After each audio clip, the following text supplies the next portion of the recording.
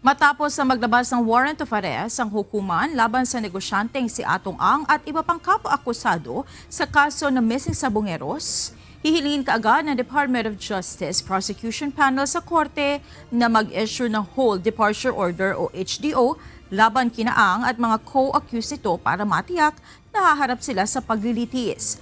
Ayon kay DOJ spokesperson Attorney Polo Martinez, ito ay para mapigilan silang umalis ng bansa. Dagdag pa ni Martinez, nakamonitor din sila sa korte sa San Pablo, Laguna at Lipas City, Batangas para sa bukod pang arrest warrant na ilalabas laban kina Ang. Samantala, kinumpirma naman ng Bureau of Immigration na sa ngayon ay wala pang record na lumabas ng Pilipinas si Charlie Atong Ang.